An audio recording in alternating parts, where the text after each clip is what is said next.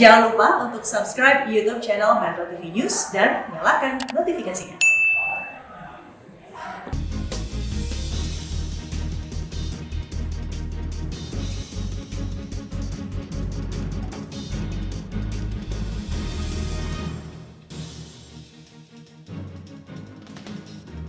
Selamat pagi pemirsa. Hampir setahun terakhir penjualan otomotif merosot tajam terdampak pandemi COVID-19. Produksi dan aktivitas pabrik otomotif meredup, industri pemasok komponen otomotif dalam negeri juga lesu. Inisiatif dari para pelaku industri otomotif yang kembali menggelar event besar Indonesia International Motor Show 2021 perlu diapresiasi.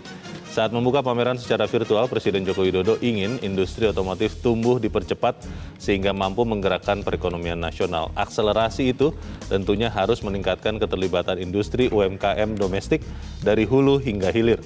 Apakah ini momentum pulihnya industri otomotif tanah air? Pemirsa, inilah editorial Media Indonesia edisi hari ini Jumat 16 April 2021 dengan tema menyelamatkan mata rantai otomotif bersama saya Leonard Samosir. Dan kami juga mengundang partisipasi Anda melalui sambungan telepon di 021-583-9900. Dan pemirsa, pagi ini telah hadir di studio Metro TV anggota Dewan Redaksi Media Group Don Bosco Slamun. Bang Don, selamat pagi. Selamat pagi, Leo. Sehat-sehat, Bang? Sehat. Tetap kita jumpa pakai, lagi ya. Iya, tetap pakai protokol kesehatan? Harus. Karena COVID masih ada ya. Masih. Kita bicara COVID terkait juga dengan tema editorial nanti, Bang Don dan pemirsa. Ya. Tapi sebelumnya kita lihat dulu ada beberapa berita yang menjadi perhatian media Indonesia untuk hari ini. Yang pertama ini terkait dengan bulan suci Ramadan, Bang Don. Ya. Program Basnas, Badan Amal Zakat Nasional, Cinta Zakat, bantu atasi kemiskinan. Ya. Nah ini pertanyaan menantangnya begini, Bang. Ya. Pada saat kondisi masih sulit, ekonomi masih juga relatif sulit saat sekarang, Ya. apakah zakat itu masih harus terus diberikan? Iya, Leo. Saya minggu lalu duduk di sini ketika berbicara tentang bagaimana semangat orang menyumbang ketika ada saudara kita yang terkena bencana. Oh iya. Kalau lihat itu, kemudian kita lihat data Iya. dan fakta mengatakan bahwa negara kita ini atau masyarakat kita itu termasuk kelompok dermawan. Dan suka berbagi dan bahkan masuk 10 besar dunia. Meskipun dirinya juga mungkin tidak Meskipun kita mudah-mudah miskin, juga ya. Iya. bukan miskin, walaupun kita tidak Sedang kaya. susah gitu. begitu ya. Iya. Iya. Jadi coba bayangkan, maka ketika ada permintaan untuk cinta zakat untuk membantu sesama ini, ada dasarnya gitu. Modal sosial kita punya, modal sosial keagamaan kita punya, modal Iya. kultural ada. Jadi kalau ini disampaikan ke publik untuk kemudian bantulah melalui zakat begitu, menurut saya gerakan ini akan berjalan dengan baik begitu. Baik. Dan ada dasarnya gitu. Oke, asal kemudian nanti juga jelas ya bagaimana peruntukannya, Itu transparansinya, akuntabilitasnya. Ini kan mengandaikan ada orang lain yang membantu lalu jadi lokomotif untuk mengangkat Iya. orang-orang miskin untuk kemudian naik kelas. Baik, semoga itu terjadi, Bang Don dan pemirsa, karena berita berikutnya ini adalah headline Media Indonesia untuk hari ini terkait dengan ekonomi. Ekspor bulan Maret tercatat tertinggi sejak 2011, berarti 10 tahun ini, Bang. Ya. Ini apa maknanya untuk kita semua, Bang Don? Ya, kalau untuk saya ya, Leo kan lebih ahli dari saya soal ekonomi, tetapi paling tidak ini memberi sinyal, ini sebuah berita gembira yang memperlihatkan bahwa ekonomi itu mulai menggeliat. Ekspor itu adalah salah satu tandanya, bahwa kemudian karena itu ada kenaikan harga-harga komoditas ekspor, ataukah karena pertumbuhan ekonomi di luar sudah mulai membaik dan seterusnya, atau karena kita juga sudah lebih siap dalam perekonomian kita. Ya itu mungkin akan banyak sekali indikator, tetapi ini pasti berita yang lebih menggembirakan. Tentu seperti para ekonom memberikan catatan, orang juga harus lihat apakah ekspor itu bahan mentah sepenuhnya ataukah itu sudah ada pengolahan dan seterusnya. Kalau lihat begitu kan, itu derajatnya itu tentu bisa dilihat secara berbeda.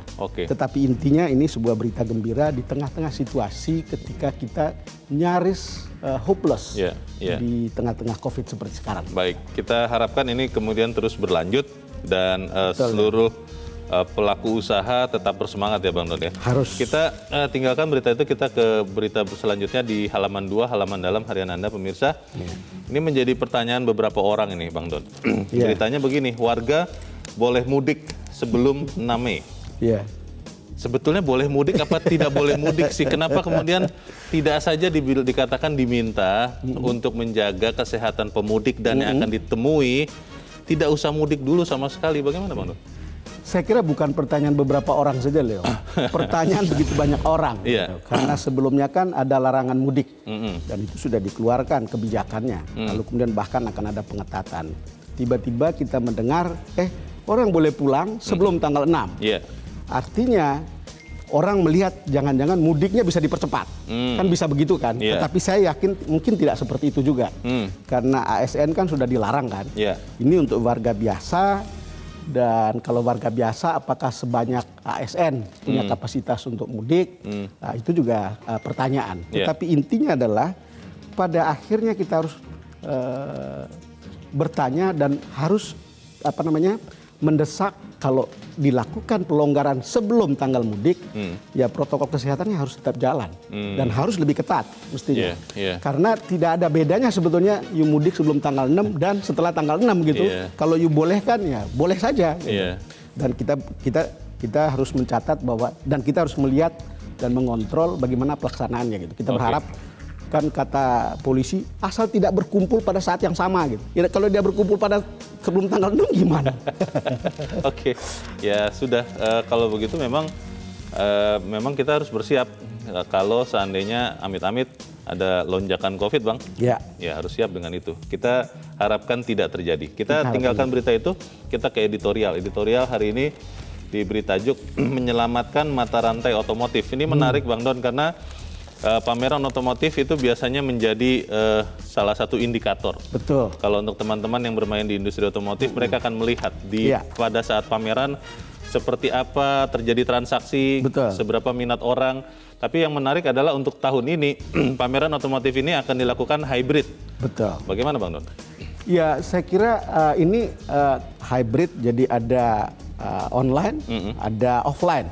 Kalau lihat bagaimana sekarang semangat orang untuk menyaksikan berbagai hal lewat online, kita berharap orang yang akan menonton atau menyaksikan pameran ini lebih banyak. Sudah 1 tahun sudah terbiasa lah ya untuk sudah online. Terbiasa. Tetapi kan kita berharap orang yang online itu kan kalau beli mobil itu orang selalu 2 tahap begitu. Lihat online aja tidak cukup karena dia akan membelanjakan uang cukup besar. Dia harus datang ke dealer atau datang ke tempat pameran. Tapi intinya begini loh, saya ingat ini sebuah sinyal yang baik untuk mengajak kelas menengah itu berbelanja. Karena kelas menengah itu adalah sebuah sentrum lokomotif kegiatan ekonomi.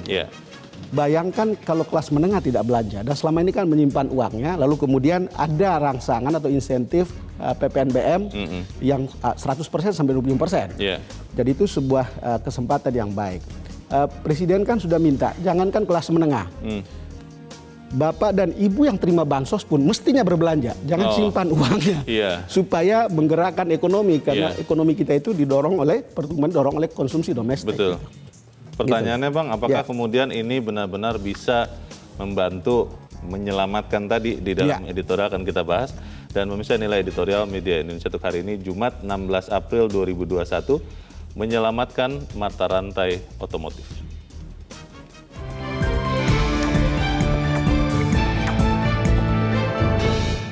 Menyelamatkan mata rantai otomotif.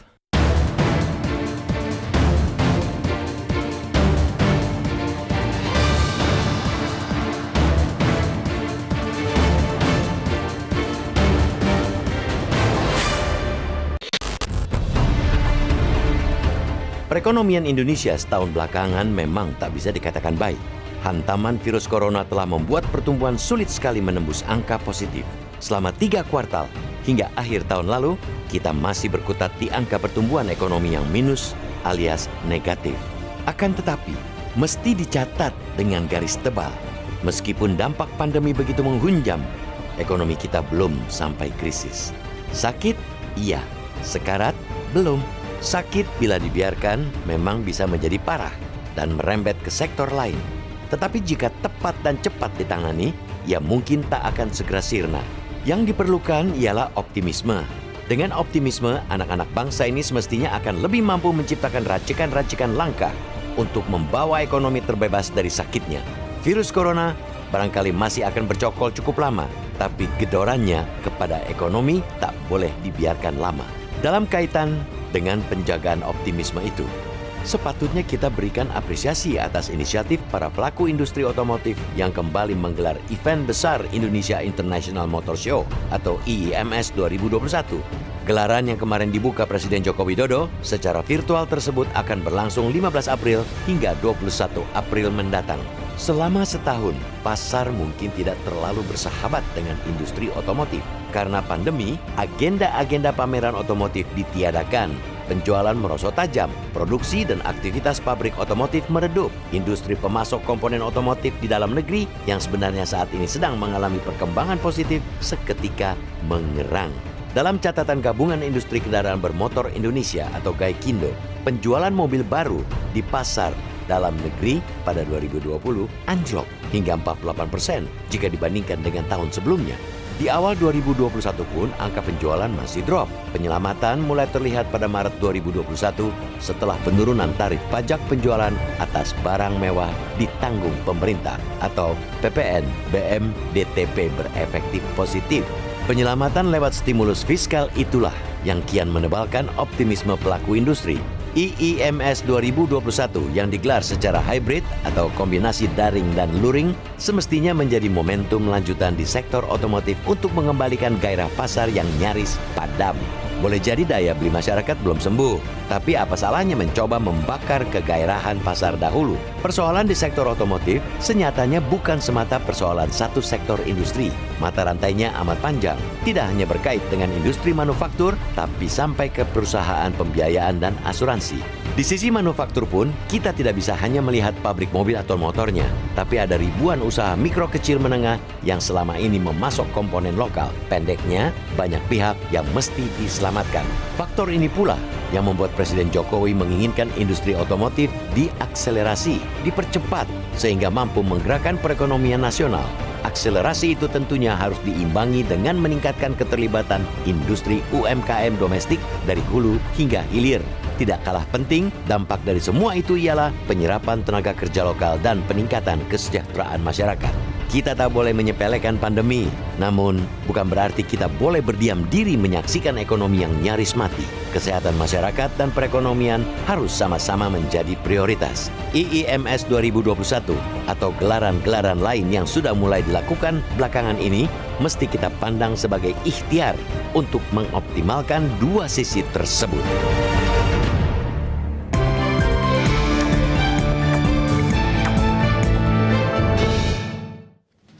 Anda dapat ikut menyatakan pendapat Anda di bagian berikut selepas jeda, pemirsa. Untuk saat ini tetaplah bersama kami.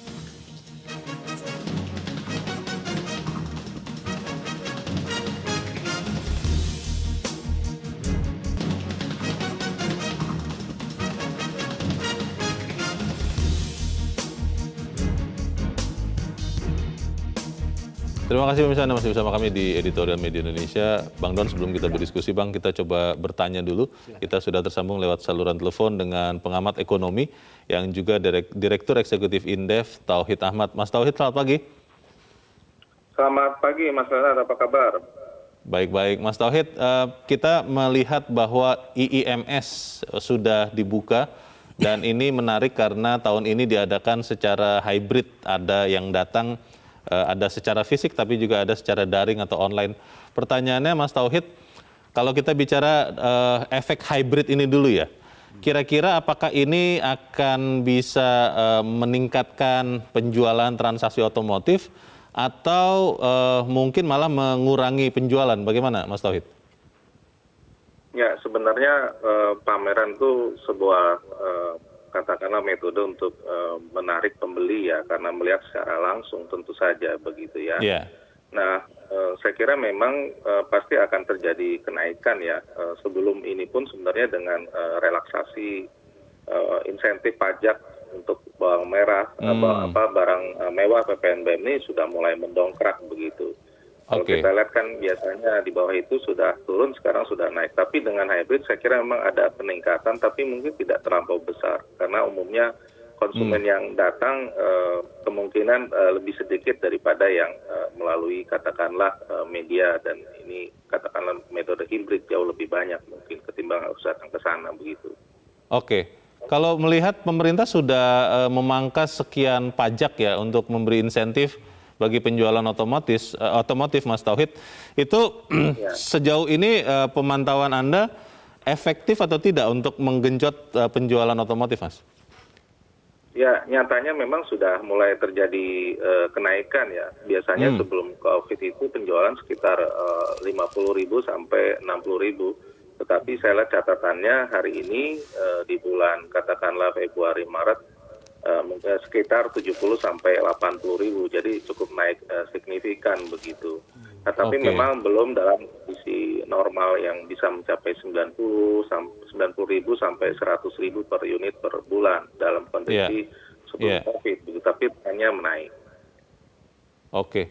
Baik, kita harapkan memang pameran ini supaya bisa membantu juga menggerakkan lagi industri otomotif. Mas Tauhid Ahmad, terima kasih sudah mencerahkan kami pagi ini. Selamat pagi, Mas.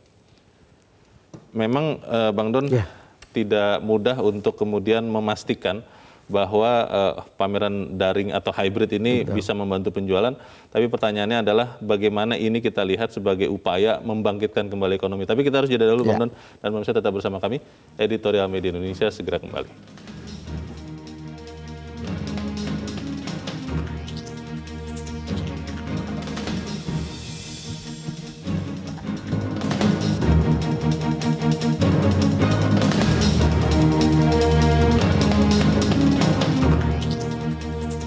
Terima kasih pemirsa, Anda masih bersama kami di Editorial Media Indonesia. Bang Don, sebelum kita lanjutkan, kita bertanya dulu Bang kepada pemirsa Metro TV. Kita sudah terhubung dengan pemirsa Metro TV di Tanjung Selor, Kalimantan Utara. Ada Pak Yunus Luat. Pak Yunus, selamat pagi. Selamat pagi, salam sejahtera untuk seluruh warga NKRI tercinta. Silakan Pak Yunus, pendapat Anda Pak. Jadi memang harus kita hidup selalu optimis dalam menghadapi wabah pandemi. Kita berkewajiban bersama-sama seluruh warga masyarakat Republik Indonesia menyelamatkan mata rantai otomotif. Ini memang kita ketahui perekonomian Indonesia setahun belakangan memang tak bisa dikatakan baik sebagai dampak besar dari akibat hantaman virus corona. Sehingga pertumbuhan ekonomi kita sangat sulit untuk menembus angka. Nah, tapi salah satu hal yang diperlukan dalam hal ini adalah sifat dan sikap dan pemikiran yang optimisme. Mohon izin, kami dari pelosok Kaltara sangat mengapresiasi dan sangat bangga atas inisiatif para pelaku industri otomotif yang dapat kembali menggelar event besar Indonesia International Motor Show IEMS tahun 2021 ini bisa menghasilkan untuk Indonesia. Baik, optimis dan bangga kita sama-sama. Terima kasih Pak Yunus Luat di Tanjung Selor, Kalimantan Utara. Di belakang Pak Yunus ada Pak Izar di Cilegon, Banten. Pak Izar, selamat pagi. Selamat pagi Pak Leo, Pak Don. Selamat pagi Pak Izar. Silakan Pak, pendapat Anda Pak. Ya, jadi saya kira memang sudah waktunya lah ya. Kita sudah hampir 2 tahun kita menghadapi pandemi ini. Saya yakin masyarakat itu sudah tahu lah apa yang harus dilakukan, apa yang berbahaya, apa yang tidak. Jadi untuk menggeliatkan ekonomi dari semua sektor, bukan cuma industri otomotif, tapi yang lain-lain pun sudah harus memulai gitu. Tapi tentu saja dengan tidak menyampingkan faktor-faktor kesehatan atau pandemi ini. Dengan protokol kesehatan yang ketat, apalagi dilakukan secara pandemi ya. Saya yakin ini akan bermanfaat, walaupun tidak akan menghasilkan seperti dalam keadaan normal, paling tidak sudah adalah menggeliat optimisme kita bangun kembali gitu ya. Saya yakin akan ada hasilnya AMS ini akan dilaksanakan ini. Saya kira demikian, terima kasih. Baik, terima kasih Pak Izar di Cilegon, Banten. Selamat pagi Pak. Para pemirsa sudah optimis ini Bang Don. Tetapi pertanyaannya begini Bang, kalau kita melihat pameran ini kan baru mulai ya. Betul. Nah, kita ingin tahu nanti hasilnya seperti apa, karena kalau kemudian pemerintah sudah beri insentif untuk membeli mobil atau kendaraan, tapi kalau kemudian masyarakat masih belum yakin, mungkin karena dia merasa bagaimana ya, ini pandemi kapan berakhirnya, vaksinasi kapan saya dapat juga begitu, kan mungkin dia tidak akan membeli mobil juga. Bagaimana Bang Don? Iya Leo, sebelum kita menjawab pertanyaan yang bagus itu, kita lihat ya, IMS 2018 itu transaksinya itu 4,08 triliun. 2019 5T, 2020 ditunda karena COVID, 2021 diharapkan bisa lebih baik. Intinya berarti transaksinya cukup besar. kalau dengan sistem daring itu akan memperluas jangkauannya, maka kita berharap ini akan lebih besar. Saya kira kalau publik mulai optimis seperti kata Leo tadi, game changernya adalah vaksin, saya rasa semua itu perasaan yang sudah sama. Tetapi inti yang kita tadi sebutkan adalah bagaimana pemerintah mengeluarkan kebijakan yang mendorong masyarakat untuk berbelanja. Saya kira soal PPNBM barang mewah itu sudah bagus. Lalu kemudian insentif untuk masyarakat bawah dengan berbagai stimulus itu juga bagus. Problem itu kan orang tidak berbelanja. Makanya ketika kemarin dilarang untuk mudik, kan orang merasa bahwa ada sebuah momentum belanja yang hilang juga. Nah, padahal itu dianggap sebagai momen di mana kita akan membuat gerakan ekonomi akan lebih besar. Untuk penjual retail itu puncaknya, itu sesuatu yang puncak dan orang akan tunggu gitu. Tetapi kan pilihannya adalah kesehatan lebih penting. Jadi jangan kemudian kita buka kerannya lalu kemudian bisa menimbulkan situasi yang lebih fatal. Intinya sebetulnya bagaimana membuat masyarakat menengah ini belanja. Nah, sekarang persoalan kita adalah kenapa sih mereka tidak belanja? Nah, kita bicara soal game changer kita yaitu vaksin. Kalau ini jalan, sekarang sudah ada 6 juta yang sudah divaksin dengan target 21 juta misalnya lansia dan kemudian tenaga kerja, nakes dan kemudian aparat begitu. Ya mestinya itu akan memberi harapan. Cuman sekarang kan saya kemarin buka puasa dan kebetulan Pak Erick Thohir ada di situ menjelaskan bahwa vaksin itu akan seret nih selama bulan April atau Mei gitu. Karena di luar sana itu juga di-keep begitu untuk kepentingan mereka. Lalu kemudian baru akan mulai Juni. Tetapi ini bukan suatu hal yang ini karena katanya Cina itu tetap komit untuk memberikan atau mendeliver vaksin untuk kita gitu. Jadi kalau lihat ini semua ada titik terang gitu. Ada titik terang bagaimana kita akan lebih optimis, lalu kemudian masyarakat akan belanja. Sekarang ini mestinya Leong, sebaiknya sih ada saat di mana kita kampanye untuk rajin menabung gitu. Tapi ada saat tertentu saya kira pemerintah perlu berkampanye untuk rajin berbelanja. Gitu. Amerika itu big spender, warganya big spender juga karena itu banyak kita bisa ekspor banyak ke sana. Kalau mereka tidak berbelanja, kita tidak bisa ngapa-ngapain juga gitu. Bang, tapi kita kan optimis ya bahwa hasil IMS ini akan bagus. Tapi pertanyaannya bagaimana kalau kemudian ternyata hasilnya tidak seperti yang kita harapkan? Bagaimana kalau insentif otomotif, PPNBM dan yang lain-lain itu ternyata tidak dipakai masyarakat karena masyarakat masih belum yakin dengan masa depan ekonomi ini, dengan masa depan pandemi ini, Bang. Kalau itu yang terjadi, Bang Don, bagaimana? Leo, itu sangat hipotetik ya. Kita berharap bahwa hipotesis macam itu bisa gugur gitu. Kalau lihat misalnya berbagai indikator yang kita lihat. Nah, kalau lihat Menteri Perindustrian sangat optimis lalu mengatakan pemesanan kendaraan bermotor meroket 190%. Walaupun itu adalah pemulihan dari garis di mana itu ada di bawah gitu ya. Tetapi tanda-tanda bahwa ini sinyal untuk orang mulai yakin. Orang mulai yakin dan mulai optimis. Kadang-kadang sinyal itu menjadi lebih penting sebelum orang action. Sesungguhnya membeli ya. Iya, itu betul. Kalau melihat Bang Don tadi Pak Izar juga mengatakan sebetulnya sudah 1 tahun lebih. Bahkan Pak Izar sempat merasa sudah 2 tahun kita pandemi ini, itu harusnya kita sudah mulai berdamai dengan keadaan. Tidak kemudian karena memang benar untuk mencegah penyebaran COVID, kita benar-benar berhenti total begitu. Kita harus pelan-pelan mulai bergerak dan tidak hanya di otomotif. Apa itu bisa dilakukan, Bang? Ya, kata kunci Leo sudah berdamai dengan keadaan dan kita sudah belajar. Saya kira kita semua sudah melakukan adjustment. Keluarga sudah melakukan adjustment soal belanja, soal keadaan ekonomi dan seterusnya. Lalu melihat atau membuat ekspektasi ke depan. Saya rasa ini saat yang baik begitu. Kita belum melihat hasil dari IMS ini. Tetapi kalau akan ada sejumlah event lain bisa dilakukan, mungkin ada beberapa event yang bisa memperlihatkan indikator optimisme itu gitu.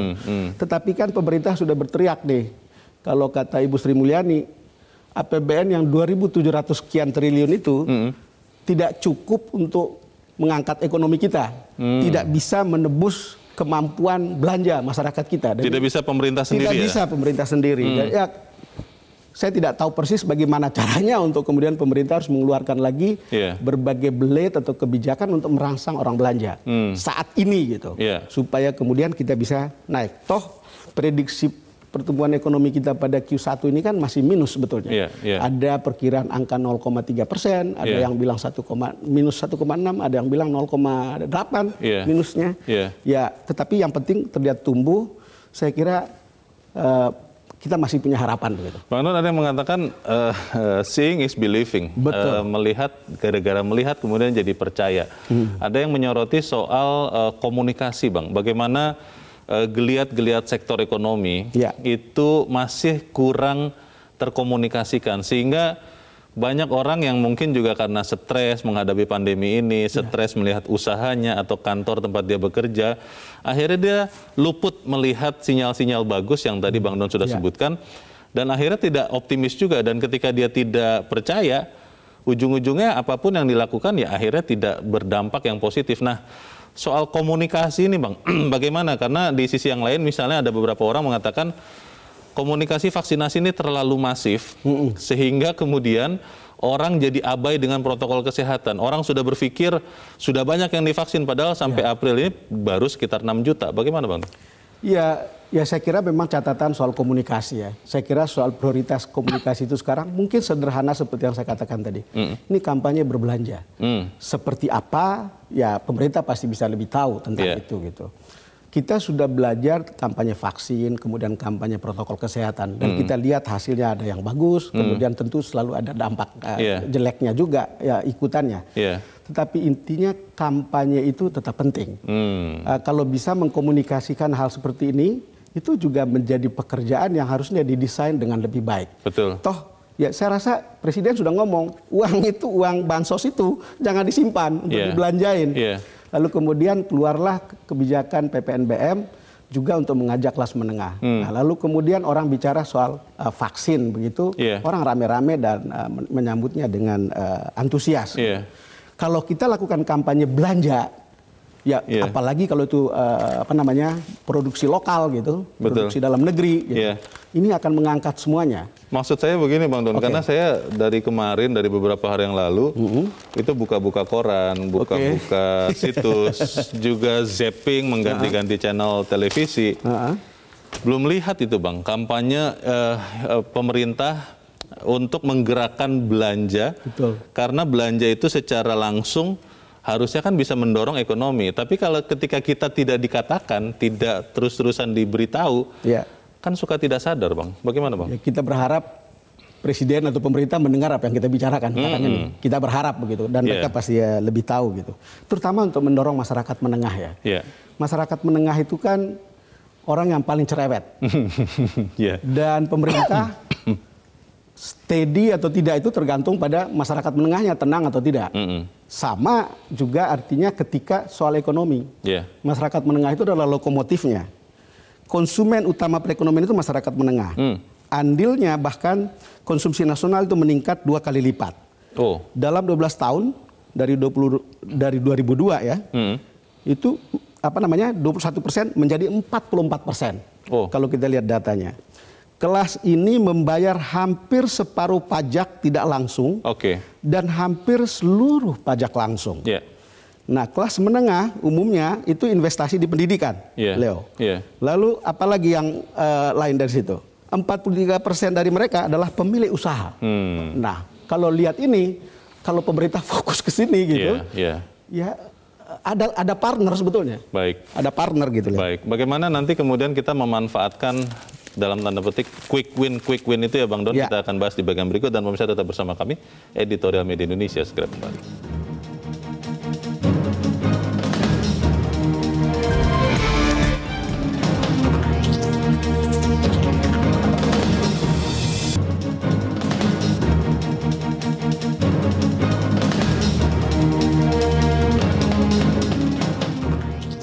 Terima kasih pemirsa, Anda masih bersama kami di Editorial Media Indonesia. Kita di bagian akhir dari diskusi kita pagi ini. Bang Don bicara industri otomotif, kita tidak hanya bicara mobil atau motornya saja, tapi juga komponen-komponen, termasuk bengkel-bengkel. Ketika industri otomotifnya maju, ikutan-ikutannya pasti akan maju juga. Pertanyaannya Bang, apakah ini bisa kita lihat dengan adanya IEMS tahun ini? Iya, kan industri otomotif itu kan sebuah ekosistem juga, Leo. Jadi ekosistem itu, jadi dia tidak bisa berdiri sendiri. Industrinya mempekerjakan, ada pekerja langsung, ada yang tidak langsung. Lalu kemudian itu juga akan menimbulkan pekerjaan bengkel, jualan ban, dealernya begitu banyak, financing, leasing. Lalu kemudian kita berharap misalnya gini, ketika ada kan banyak tawaran insentif seperti PPNBM tadi kan, lalu kemudian orang akan membeli mobil kan dengan kredit, kredit di bank, orang kemudian banknya juga bisa mulai liquid untuk menyalurkan kredit, padahal sekarang sudah bunga rendah tapi tetap banyak uang di bank, artinya memang lingkarannya itu akan begitu besar dan kita berharap IEMS ini menjadi sinyal dan kalau transaksinya besar, ya saya yakin itu juga akan menjadi tanda kita kegiatan ekonomi atau pertumbuhannya itu mulai terlihat. Gitu. Bang, jadi yang begini menurut saya juga tidak bisa dilihat sebelah mata. Oke, kembali ke soal menggerakkan ekonomi, Bang. Otomotif itu satu sektor yang sangat signifikan dampaknya.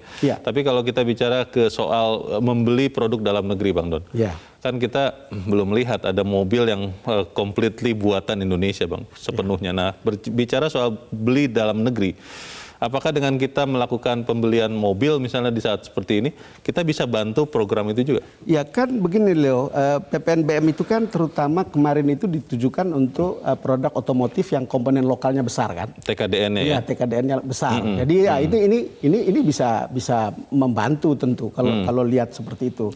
Bukan mobil yang betul-betul beat up dari luar negeri. Betul. Jadi dengan begitu sebetulnya koheren untuk kemudian bagaimana industri otomotif ini dengan semua ekosistemnya itu bisa otomotifnya adalah lokomotifnya, dan kemudian ekosistemnya bisa bergerak ke depan, kira-kira begitu. Jadi kalau lihat insentifnya sebetulnya itu sejalan dan saya sih termasuk yang optimis ya kalau bisa jangan hanya IEMS, kalau ada event sejenis yang lain itu di saat-saat seperti ini menjadi penting gitu. Tetap harus ada ya? Tetap harus ada untuk memperlihatkan geliat itu sudah mulai. Satu. Kedua, tetap harus ada untuk merangsang masyarakat berbelanja. Ya sering kadang-kadang atau sering orang tidak berbelanja karena tidak tahu gitu. Sekarang ini saatnya Leo, orang berbelanja bukan hanya karena kebutuhan, tetapi orang sudah mulai spending lah tentang keinginan gitu. Karena sudah 1 tahun lebih belajar bagaimana menghadapi banyak orang menyimpan keinginan selama 1 tahun lebih. Sekarang mestinya sudah bicara, oke deh setahun saya membeli kebutuhan, tetapi kemudian keinginan saya tidak bisa penuhi, dan sekarang mestinya sudah mulai terbuka. Dan masyarakat menengah kita itu cukup besar. Himbauan kita Bang Don untuk masyarakat Indonesia tentunya. Dengan adanya IEMS ini, apa Bang? Ya mungkin terlalu berlebihan untuk mengatakan sekarang ini saatnya untuk berbelanja. Saatnya berbelanja tentu untuk sesuaikan dengan kemampuan. Tetapi bukan saat yang tepat untuk menyimpan uang. Mau simpan dalam bentuk apapun gitu, saat ini tidak terlalu tepat gitu. Supaya kita juga sama-sama memberikan harapan atau membuka harapan tentang pertumbuhan ekonomi kita ke depan. Orang selalu bicara, enggak, tugas pemerintah lah yang membuat perekonomian kita itu bisa tumbuh, bisa bergerak. Sebetulnya seperti data memperlihatkan 56% dari pertumbuhan ekonomi kita itu ditentukan oleh kita sendiri, oleh belanja kita, konsumsi kita, oleh konsumsi kita. Sebetulnya termasuk saya, termasuk Leo, termasuk penonton, itu sebetulnya. Dan sekarang saat ini mungkin saat yang tepat untuk kemudian mulai melihat titik terang ke depan itu. Semoga kita benar-benar bisa menyumbang untuk perbaikan ekonomi dan otomotif khususnya. Bang Don, terima kasih sudah hadir di tempat ini, Bang. Selamat pagi. Selamat pagi. Pemirsa, keterlibatan industri UMKM domestik dari hulu hingga hilir sektor industri adalah hal yang penting karena mampu menyerap tenaga kerja lokal dan peningkatan kesejahteraan masyarakat. Pandemi bukan berarti berdiam diri. Kesehatan masyarakat dan ekonomi harus sama-sama menjadi prioritas. Saya Leonard Samosir, terima kasih Anda sudah menyaksikan. Selamat pagi.